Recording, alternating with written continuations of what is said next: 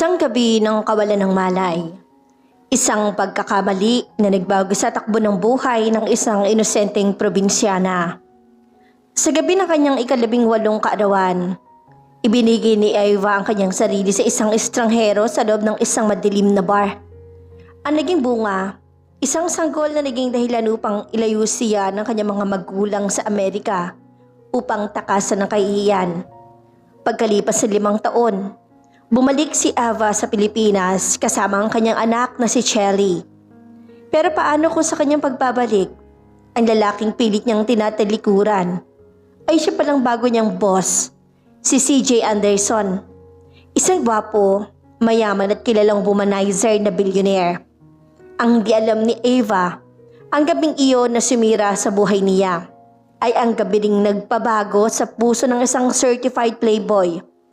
Kaya mo bang panagutan ang nakaraan kung ang kasalukuyan ay puno ng mga lihim?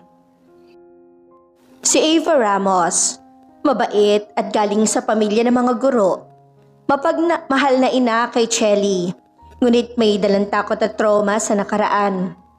Si CJ Anderson, isang 30-year-old billionaire tycoon, shipping lines, airlines, resorts, at kilalang happy-go-lucky at womanizer. Ngunit may tinatagong lihim at lalim at matagal na naghahanap sa babaeng nagpabago sa kanya. Si Chelly Ramos, ang bibo, matalino at 4-year-old na anak ni Eva at CJ.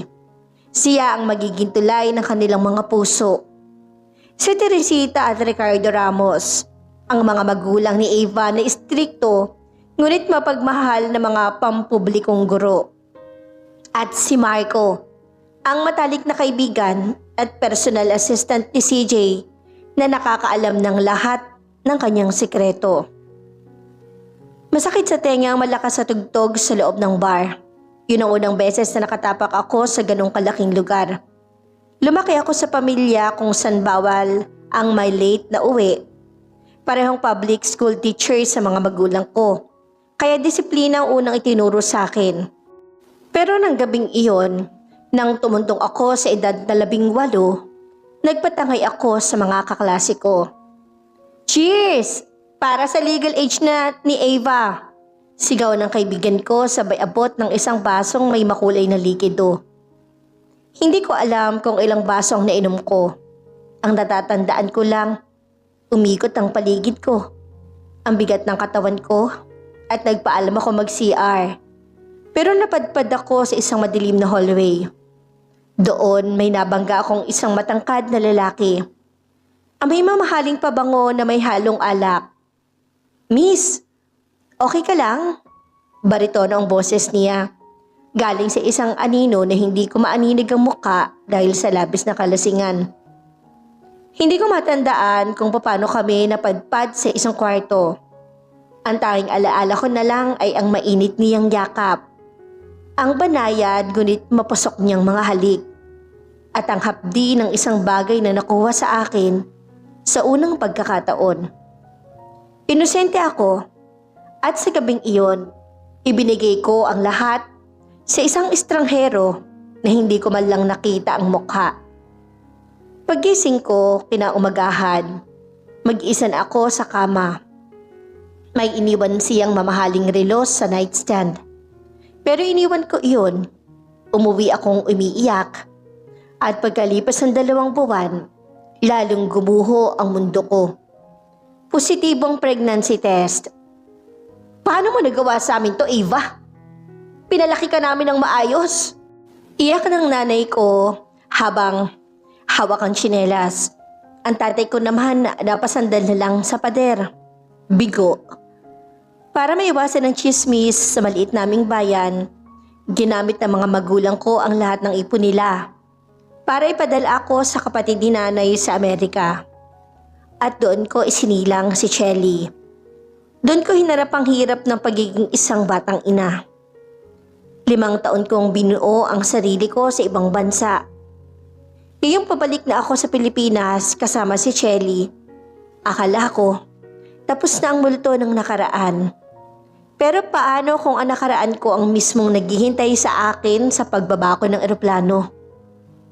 Mommy, Is this Philippines? It's so warm here. Nakangiting kinarga ko si Chelly habang hila-hila ang aming maleta palabas ng Ninoy Aquino International Airport. 5 taon din ang lumipas. Ang maliit na sanggol na iniluwal ko sa Amerika. Ngayon ay isang makulit at napakataninong 4 na taong gulang na batang babae. Kulot ang dulo ng buhok niya, malaki ang mga mata at may mga ngiting nakakahawa. Mga katangi ang alam kong hindi niya nakuha sa akin. Nakuha niya ito sa lalaking hindi ko kilala. Yes, baby. This is Manila. Magkikita na kayo ni na lolo at lola. Sabi ko sabay halik sa pisngi niya. Sinalubong kami ni nanay at tatay na may luha sa mga mata. Lahat ng galit nila noon, natunaw na nang makita ang kanilang apo. Lumipat na rin sila ng bahay sa Laguna para sa bagong simula. Pero hindi ako pwedeng umasa lang sa kanila habang buhay. Nakatapos ako ng kursong Business Administration sa Amerika sa pamamagitan ng online classes at part-time na trabaho. Kaya naman, pagkatapos ng 1 linggong pahinga, nag-apply agad ako bilang executive assistant sa isa sa pinakamalaking kumpanya sa bansa, ang Anderson Group of Companies. Maganda ang resume ko kaya mabilis ako natawagan para sa final interview sa mismong opisina ng CEO. Suot ang aking formal na corporate attire, pumasok ako sa naglalakyang salamin na pinto ng building sa may Makati. Kabado ako, pero kailangan kong maging matatag para kay Chelly. Pinasok ako ng sekretary sa dulo ng silid, kung saan nakatalikod ang upuan ng CEO habang nakatingin sa labas ng bintana. Good morning, sir. I'm Ava Ramos, applicant for the executive assistant position. Formal kong pakilala. Dahan-dahang humarap ang upuan at nang magtagpo ang aming mga mata, parang huminto ang mundo ko. Ang matang iyon, ang tindig na iyon, biglang pumasok sa isip ko ang amoy ng mamahaling pabango na naging pangungot at lakas ko sa loob ng 5 taon. Hindi ako pwedeng magkamali. Kahit madilim ang gabing iyon, hindi ko malilimutan ang hubog ng kanyang panga. Ang lalaking nasa harap ko ngayon ay walang iba, kundi ang estrangherong ama ng aking anak. Si CJ Anderson, iyon ang pangalan na kasulat sa gintong plake sa ibabaw ng kanyang lamesa. Kilala siyang billionaire sa edad na 30. Gwapo, matikas at may otoridad na nakakatunaw ng tuhod. Pero higit sa lahat, kilala siya sa mga tabloid bilang isang happy-go-lucky billionaire na nagpapalit ng babae linggo-linggo. Tinitigan niya ako mula ulo hanggang paa. May gumislap sa kanyang mga mata. Isang reaksyon na tila may pamilyar din sa akin. Pero mabilis yung nawala at napalitan ng malamig na profesionalismo. Your credentials are impressive, Miss Ramos. Formally educated in the US. Good recommendations. Pero ang tanong ko, kaya mo bang schedule ko? I am a demanding boss. I travel a lot and I expect my assistant to be there whenever I need her. Seryoso niyang sabi habang nakapatong ang mga siko sa lamesa. Kaya ko po, sir. Masipag po ako at mabilis matuto. Sagot ko habang pinipigilan ng panginginig ng aking boses. Good. You're hired. You start tomorrow. Sabi niya sabay pirma sa aking papel na hindi na ako tinatanong pa ng iba.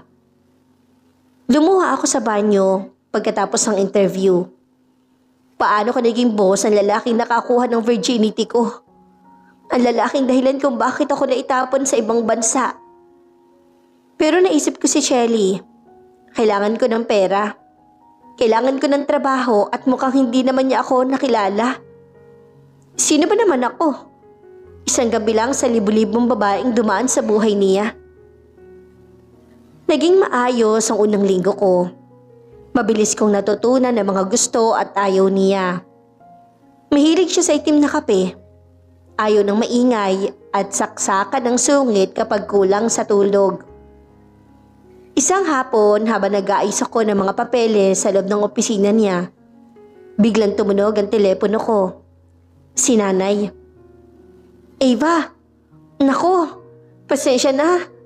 Biglang sumakit ang rayuman ng tatay mo at hindi ko masusundo si Chelly sa daycare. Pwede mo pa siyang kunin muna? Problemadong boses ni Nanay. Tumingin ako sa orasan. Pasado 5:00 na. Tumingin ako kay CJ na seryoso nagbabasa ng reports. Sir, pwede po ba akong umalis sandali? May emergency lang po tungkol sa anak ko. Lakas loob kong paalam. Napaangat ng tingin si CJ at kumunot ng noo niya. May anak ka na? Tanong niya na tila may kakaibang tono sa kanyang boses. Opo sir. 4 na taong gulang na po. Sagot ko. Hindi ko alam kung bakit biglang tumayo si CJ mula sa kanyang upuan at lumapit sa akin ng dahan-dahan. May kakaibang tensyon sa hangin na hindi ko maipaliwanag. Sige, sunduin mo. Pero dinala mo siya rito sa opisina. May 3 pa tayong pipirmahang kontrata bago matapos ang araw na to. Utos si CJ gamit ang malamig niyang boses. Mabilis akong sumakay ng taxi para sunduin si Chelly. Pagbalik namin sa opisina, medyo tahimik na dahil uwian na ng ibang empleyado. Hawak ko sa kamay ang aking anak na may dalang manika. Mommy, is this your office? It's so big! Bulalas ng bata. Shh, baby, be quiet, okay? May boss si Mommy na nasa loob. Pabulong kong paalala. Pagpasok namin sa executive suite, sakto namang lumabas si CJ sa kanyang pribadong silid. Natigilan siya nang makita si Chelly. At si Chelly naman, biglang binitawan ng manika niya at tumakbo palapit kay CJ. Hello, Superman! Masayang sigaw ni Chelly sabay yakap sa binti ni CJ. Nalaki ang mga mata ko. Chelly, no! Come here! Tawag ko. Natataranta. Si CJ Anderson, ang kilalang antipatikong bilyonere, iyakap-yakap ng isang 4 na taong gulang na bata. Inaasahan kong magagalit si CJ. Pero ang laking gulat ko nang dahan-dahan siyang lumuhod para mapantayan ng taas si Chelly. Tinitigan niya ang mukha ng bata. Ang mga mata, ang ilong, ang ngiti, at may kung anong emosyon ang tumaan sa mukha ni CJ na hindi ko mawari. What's your name, little girl? Tanong ni CJ at sa unang pagkakataon, narinig ko ang boses niyang napakalambot. I'm Chelly po. Mommy said I shouldn't talk to strangers, but you look like the man in my dreams. Walang kagatol-gatol na sabi ng anak ko. Napatayo ako at agad hinila si Chelly pabalik sa akin. Pasensya na talaga, sir. Mapaglaro lang talaga ang anak ko, hindi na po mauulit. Buong gabi, habang nagtatrabaho kami, napapansin kong paminsan-minsang sumusulyap si CJ kay Chelly, na tahimik na nagkukulay sa gilid. At kapag tumitingin si CJ sa akin, may lalim ang kanyang mga mata na tila may pilit siyang inaalala.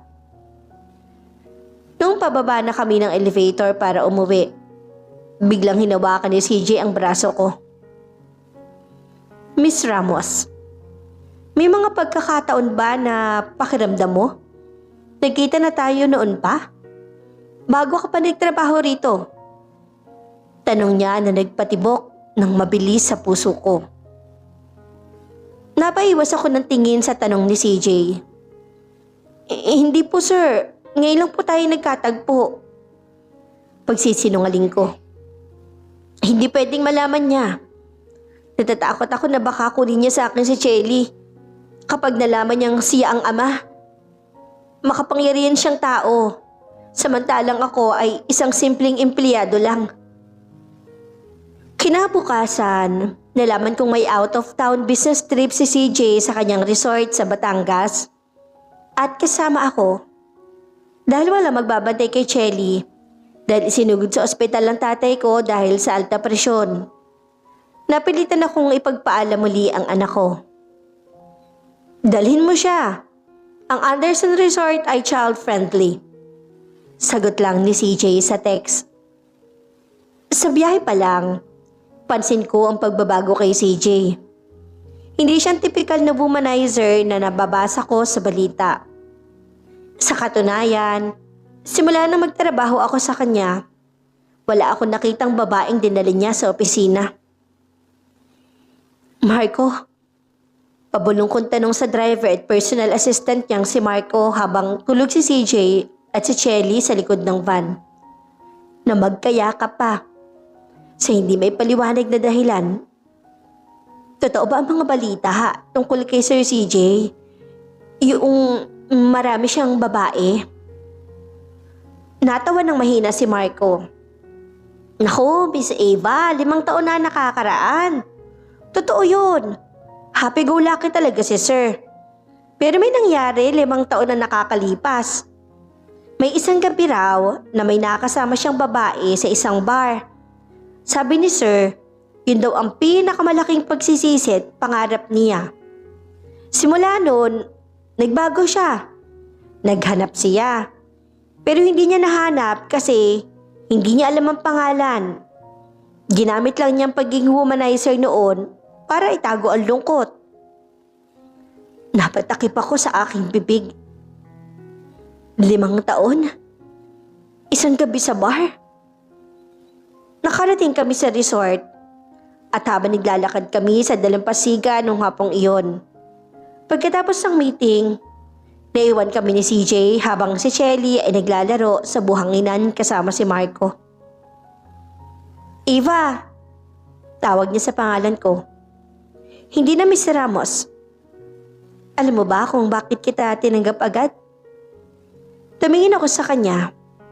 Ang hangin ng dagat ay nagpapabago at nagpagulo sa buhok niya. Dahil noong unang gabi na pumasok ka sa opisina ko, ang amoy mo, ang boses mo, eksaktong-eksakto sa babaeng 5 taon ko nang hinahanap. Seryoso niyang sabi habang nakatitig sa akin.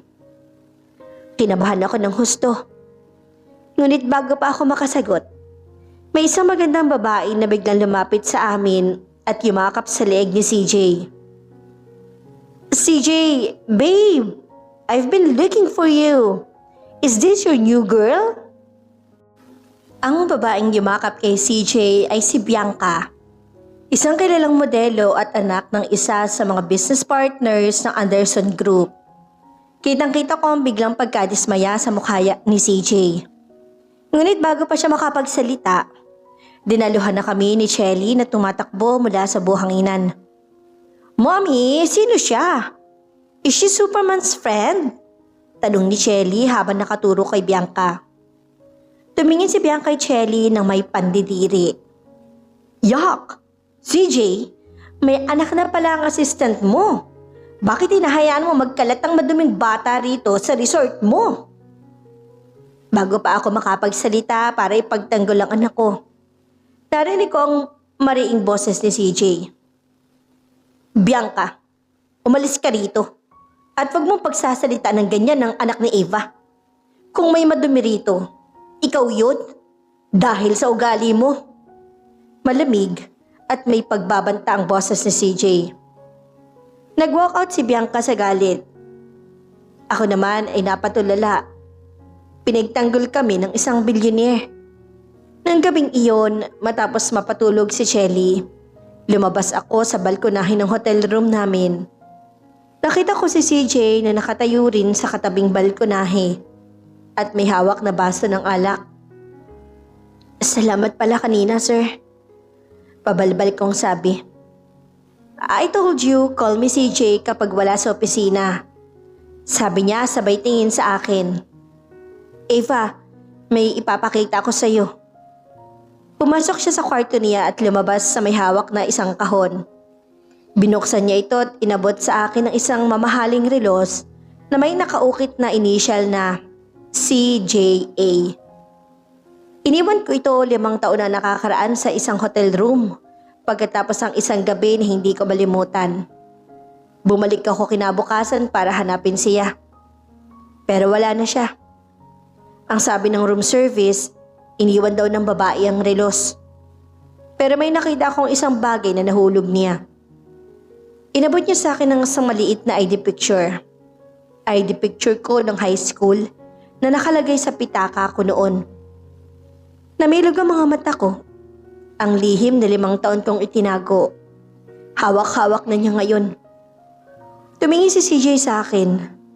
May luha sa kanyang mga mata. Ikaw yun, di ba? Ava? Ikaw ang babae sa bar? At si Chelly? Si Chelly anak ko.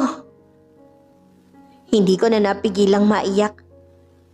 Napasandal ako sa pader ng balkonahe habang hawak ang lumang ID picture ko. Ang lihim na pilit kong ibinaon sa limot. Ngayon ay nakalantad na sa harap ng lalaki nagmamay-ari ng kalahati ng nakaraan ko. Oo, CJ ako nga. Umiiyak kong pag-amin. Ako yung babaeng inosente na dinala ng mga kaibigan sa bar nung gabi ng 18th birthday ko. Yung babae na iniwan mo pag-gising mo. Hindi kita iniwan. Mabilis sa sagot ni CJ at lumapit siya at hinawakan na magkabila akong balikat. Nawala ng malay ang tatay ko ng gabing yun dahil sa atake sa puso. Kaya kinailangan ko tumakbo sa ospital bago ka magising. Iniwan ko ang relos ko para may kontak ka sa akin. Pero pagbalik ko wala ka na. Hinahanap kita, Eva. 5 taon kitang hinahanap. Pero huli na si Jay. Sigaw ko ng mahina pero hindi magising si Shelly sa loob. Nabuntis ako at itinakwil ako ng mga magulang ko noon. Pinatapon sa Amerika para itago ang kahihiyan ng pamilya namin.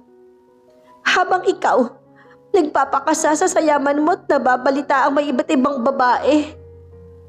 Ako, naghihirap magpalaki ng anak natin. Nakita ko matinding sakit sa mga mata ni CJ. Lumuhod ang isang sikat na bilyonere sa harap ko. Patawarin mo ako, Eva. Hindi ko alam. Kung alam ko lang, hindi ko kayo pababayaan. Hayaan mo kong bumawi. Hayaan mong maging ama ako kay Chelly. Hayaan mong alagaan ko kayo. Pakiusap niya habang umiiyak. Natatakot ako. Paano kung pansamantala lang ito? Paano kung kapag nakuha na niya si Chelly ay iwan din niya ako? Hindi ko alam, CJ. Bigyan mo muna ako ng oras. Masyadong mabilis ang lahat.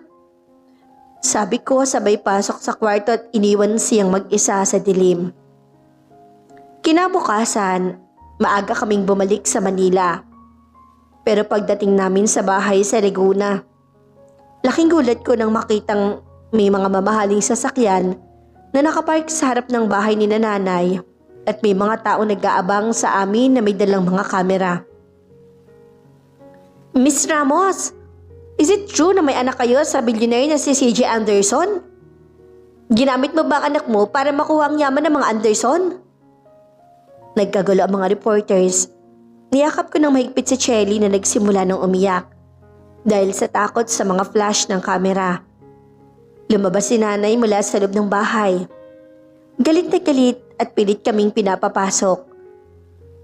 Mabilis na humarang ang sasakyan ni CJ sa harap ng mga reporters. Bumaba siya kasama ang mga bodyguards niya at hinarap ang media. Listen to me. Ava Ramos is my partner and Chelly is my daughter. Kung sino man na maglabas ng maling balita o manira sa reputasyon ng pamilya ko, sisiguraduhin kong babagsak ang kumpanya ninyo. Galit na pahayag ni CJ na nagpatahimik sa lahat. Pumasok si CJ sa loob ng bahay namin.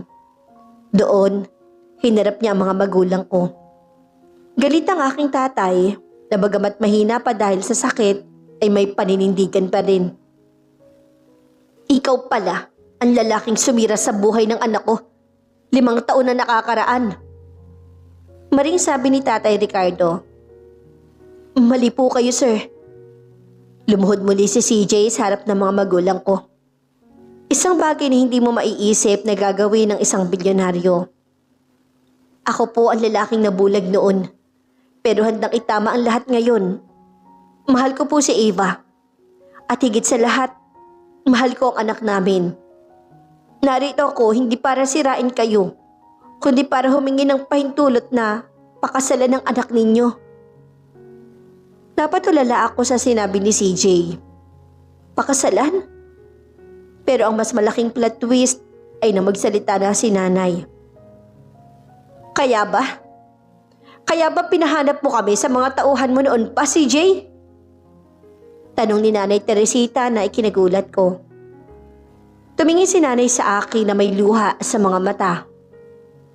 Ava, bago ka pa bumalik galing Amerika, may nagpadala na ng pera sa account namin para sa pagpapagamot ng tatay mo. Hindi namin alam kung kanino galing. Hanggang sa makita ko ang pirma sa cheque ngayon. Galing sa Anderson Foundation. Alam na niya kung nasan tayo bago mo pa siya naging boss. Napatingin ako kay CJ at hindi makapaniwala. Alam mo na bago mo pa ako interview.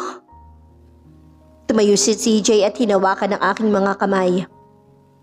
Nahanap ko ang pamilya mo 6 na buwan ang nakakaraan. Sa pamamagitan ng investigador ko, nalaman kong nasa Amerika ka at pabalik na rito. Kaya sinadya kong i-post ang job opening para sa executive assistant. Dahil alam ko mag-a-apply ka. Gusto ko mapalapit sa iyo, Ava. Gusto ko makilala mo ako bilang ako. Hindi bilang isang estranghero sa bar, kundi bilang lalaking pwede mong sandalan. Bakit hindi mo sinabi agad? Umiiyak ang tanong.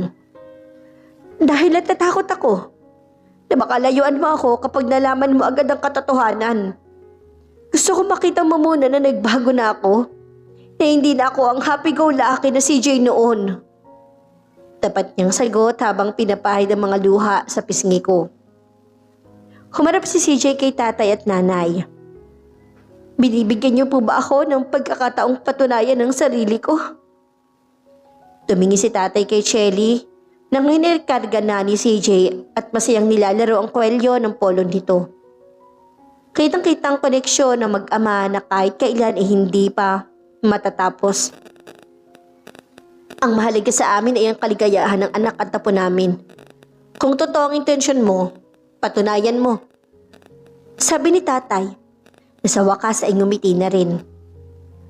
Sa mga sumunod na buwan, pinatunayan ni CJ ang kanyang sarili. Hindi niya kami pinuwersa.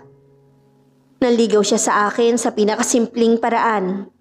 Dinadala niya ako ng paborito kong ulam sa opisina. Sinasama niya si Chelly sa mga school activities nito at iginagalang niya ang aking mga desisyon. Unti-unting natunaw ang yelo sa puso ko. Ang takot at trauma na nakaraan ay napalitan ng kilig at kapanatagan.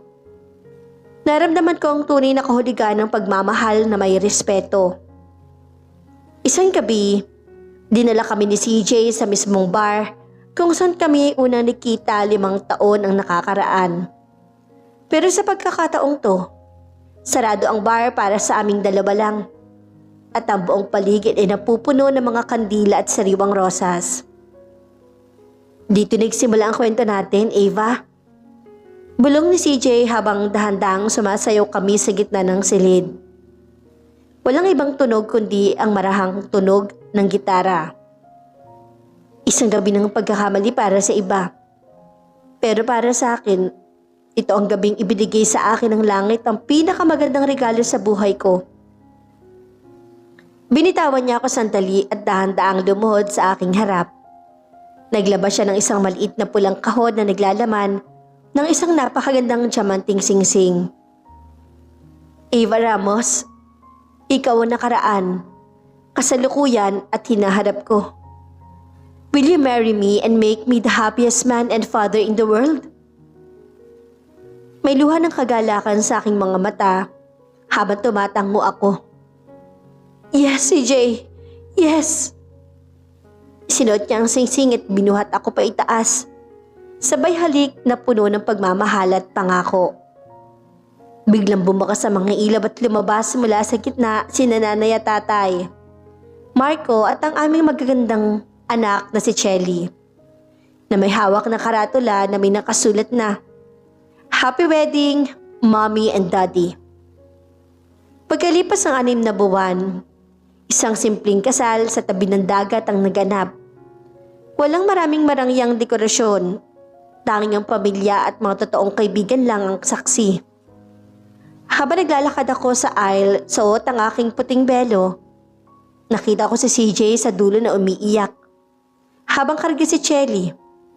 Sa sandaling iyon, alam kong nahanap ko na ang aking tahanan. Ang estrangherong kumuha ng aking kamusmusan ay siya na ngayong lalaking mag-aalaga sa aking puso hanggang sa huling pintig nito. Masarap ang simoy ng hangin sa balkonahe ng bago naming bahay. 1 linggo na nakalipas mula ng kasal namin ni CJ. Pero hanggang ngayon, pakiramdam ko ay nananaginip pa rin ako. Ang singsing sa aking daliri ay patunay na hindi na ako ang takot at nagtatagong si Eva. Ako na si Mrs. Eva Ramos Anderson. Good morning, my beautiful wife. Isang mainit na yakap mula sa likod ang naramdaman ko, kasabay ng banayad na halik ni CJ sa aking leeg. Amoy kape at bagong gising siya, pero ang gwapo pa rin. Good morning, hubby. Nakangiting sagot ko sabay harap sa kanya. Ang aga mo naman nagising. Akala ko balit ang pasok mo ngayon. I just want to watch you sleep. Pero naunahan mo ako. Paglalambing niya habang hinahawi ang buhok ko. At saka may pinahanda akong breakfast para sa pamilya natin. Gising na ba ang princess natin? Daddy! Mommy! Parang may cue na biglang bumukas ang pinto at pumasok si Chelly na nakasuot pa ng kanyang paboritong pajama. Agad siya tumakbo at nagpabuhat kay CJ. Kitang-kita ang saya sa mga mata ng anak ko. Sa loob ng 5 taon, nasanay siyang kamilang dalawa. Kaya naman nang dumating si CJ, parang nabuo ang bawat piraso ng kanyang puso. Ready for school, baby? Tanong ni CJ habang kinikiliti si Chelly. Yes, Daddy. My teacher said, we will draw our family today. I will draw you, Mommy, and me with the big house. Masayang sabi ng bata. Habang pinapanood ko silang dalawa na nagtatawanan, may biglang pumasok na konting kaba sa dibdib ko. Ngayong opisyal na kaming kasal, alam kong hindi lang pamilya namin ang titignan sa amin. Ang mundo ng mga alta sosyedad, ang mga business partner si CJ, at ang mga taong mapanghusga. Handa na nga ba akong harapin sila bilang asawa ng isang billionaire? Habang nag-aagaan kami, biglang tumunog ang telepono ni CJ. Pagkasagot niya, biglang nawala ang ngiti sa kanyang mga muka at napalitan ito ng seryosong ekspresyon. Tumingin siya sa akin ng may pag-aalala. Eva, darating si Ma'am bukas galing London at gusto niyang makipagkita sa atin. Heto nang habang sinasabi ko. Si Doña Elena Anderson, ang ina ni CJ. Mula na magkakilala kami ni CJ, alam kong nasa ibang bansa ang kanyang ina para sa pagpapagamot at pamamahala ng ilang negosyo roon. Hindi siya nakadalo sa kasal namin dahil biglaan ang lahat at hindi pa maayos ang kanyang kalusugan noon. O baka naman sinadya niyang hindi pumunta. Huwag ka mag-alala, Eva. Mabuting tao si Ma'am. Medyo istrikto lang pagdating sa pamilya, pero alam kong maintindihan niya ang sitwasyon. Pagpapanatag sa akin ni CJ habang nasa sasakyan kami patungo sa isang mamahaling restaurant kung saan kami magkikita. Nang makarating kami, isang matikas at napakagandang matandang babae ang nakaupo sa dulong lamesa. Suot ang kanyang mamahaling terno at pearls, baka sa kanyang otoridad at ang pinagmula ng aura ni CJ. Mom! Bati ni CJ sabay halik sa pisngi nito. This is Eva, my wife. And this is your granddaughter, Chelly. Tumingin sa akin si Doña Elena. Malamig at mapanuri ang kanyang mga mata. Tumingin din siya kay Chelly na medyo nagtatago sa likod ng binti ko dahil sa takot. So, ikaw pala ang babaeng dahilan kung bakit biglang nagpakasal ang anak ko? Seryosong saad ni Doña Elena. Maupo kayo. Habang kumakain, ramdam ko ang bigat ng atmosfera. Diretsahan nagtanong ang biyanan ko. Ava, alam kong galing ka sa simpleng pamilya. At alam ko rin na nangyari 5 taon na ang nakakaraan. Bilang isang Anderson, ang reputasyon ang pinakamahalaga sa amin. Paano mo masisiguro na hindi ka magiging pabigat sa karir at pangalan ng anak ko? Nasaktan ako sa tanong niya. Pero pinilit kong maging kalmado at magsalita ng may dignidad, gaya ng itinuro ng mga magulang kong guro. Doña Elena, alam ko pong malaking adjustment ang papasukin ko. Pero narito po ako hindi dahil sa yaman ni CJ, kundi dahil mahal ko siya at may anak kaming kailangang palakihin ng tama. Handa po ako matuto para maging karapat-dapat sa tabi niya. Tinitigan ako ng matanda ng ilang segundo. Walang emosyon. Biglang tumayo si Doña Elena at kinuha ang kanyang bag. Saka na natin makikita kung totoo ang mga sinasabi mo. CJ, may gaganapin na gala, charity gala sa susunod na linggo. Gusto kong doon mo formal na ipakilala si Ava sa buong business society. At doon natin masusubukan kung kaya niya talaga maging asawa ng isang Anderson. Naging abala ang mga sumunod na araw para sa akin. Sa tulong ni Marco, kumuha si CJ ng mga stylist at etiquette coaches para tulungan ako. Hindi naman sabi na bago nila ako, kundi gusto lang nilang maging komportable ako sa ganong karangyang event. Si CJ naman, walang sawa nagpapalakas ng loob ko. You don't need to fake anything, Ava. Just be yourself. Maganda ka, matalino at ikaw ang reyna ko. Bulong niya bago kami bumaba ng sasakyan. Gabi ng charity gala, suot ko ang isang simpleng emerald green gown na gawa ng isang sikat na lokal na designer. Nang pumasok kami sa ballroom, biglang natahimik ang paligid at lahat ng mata ay nakatutok sa amin. Ang mga bulungan ay hindi maikakaila. Siya ba yung assistant na nabuntis niya? Swerte naman nakabingwit ng bilyonaryo. Hinigpitan ni CJ ang hawak sa bewang ko. Pinaramdam na kasama ko siya. Sinalubong kami ni Doña Elena na kasama ang ilang matataas na personalidad sa bansa. Doon, muling lumapit si Bianca, ang modelong nagtangkang umakit kay CJ noon sa resort. Oh, look who's here. The instant Cinderella. Pangaasar na bati ni Bianca na sadyang nilakasan ng boses. Tell me, Ava, hindi ka ba nahihirapan? Mula sa pagiging paslupa, ngayon nakasuot ka ng mamahaling gown. Baka naman rented lang yan. Naramdaman ko ang tensyon kay CJ at handa na naman niyang ipagtanggol ako. Pero sa pagkakataong to, hinawakan ko ang kamay niya. Ako naman ang lalaban para sa sarili ko at para sa pamilya namin. Tumingin ako kay Bianca ng may ngiti. Miss Bianca, ang gown po ay pwedeng rentahan o bilhin ng pera. Pero magandang asal at respeto sa kapwa, kahit magkano ang yaman mo, hindi mo pwedeng mabili kung talagang wala ka nito. Narin ko ang mahinang singhap ng mga tao sa paligid. Namula sa galit si Bianca at hindi nakapagsalita. Tumingin ako kay Doña Elena at sa unang pagkakataon, nakita ko ang isang maliit na ngiti ng pagsang-ayon sa kanyang labi.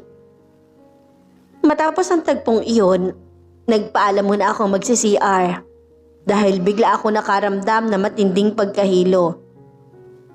Habang nakahawak ako sa lababo, bigla nag-ikot ang paligid ko at tuluyan ang nagdilim ang lahat. Ava, gising, please. Dok, ano nangyari sa asawa ko? Iyan ang unang boses na narinig ko nang dahan-dahan kong idilat ang aking mga mata. Puting kisame, amit gamot, at may swero sa kamay ko. Nasa ospital ako. Katabi ko si CJ na bakas ang matinding takot sa mukha.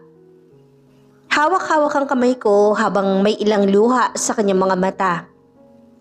Sa gilid naman, nakatayo si Doña Elena na may pag-aalala rin.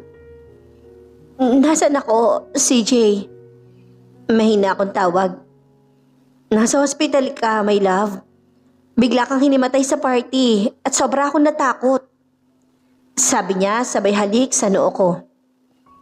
Pumasok ang doktor na may hawak na chart at nakangiti ito sa amin. Mr. Anderson, huwag na kayo mag-alala. Ligtas po ang asawa ninyo. Normal lang ang pagkahilo at paghimatay sa kanyang kalagayan. Kalagayan? Ano pong ibig niyong sabihin, Dok? May sakit ba siya? Sunod-sunod na tanong ni CJ at halatang natataranta pa rin. Natawa ng bahagya ang doktor. Congratulations, Mr. and Mrs. Anderson. You are 6 weeks pregnant. Papalaki na po ang pamilya ninyo. Parang huminto ang mundo sa loob ng silid at tumingin ako kay CJ na parang estatwa na natulala. Pagkatapos ng ilang segundo, dahan-dahan gumuhit ang isang napakalaking ngiti sa kanyang muka at niyakap niya ako ng napakahigpit habang umiiyak sa tuwa. Magiging tatay na naman ako. At sa pagkakataong to, simula pa lang, kasama mo na ako. Bulong niya sa akin at punong-puno ng emosyon. Lumapit naman si Doña Elena sa amin. Hinawakan niya ang kamay ko. Eva, patawarin mo ako kung naging matigas ako sa iyo noong una. Gusto ko lang siguraduhin na hindi masasaktan ang anak ko. Pero ngayong gabi, napatunayan mo ang sarili mo. Protektahan mo ang magiging apo ko. Pagkalipas ng ilang buwan, naging maayos ang pagbubuntis ko. Pero isang araw, habang inaayos ko ang mga lumang gamit sa kwarto para sa bagong baby, may nakita akong isang lumang sulat sa ilalim ng drawer ni CJ. Ang sulat ay galing sa bar 5 taon na nakakaraan.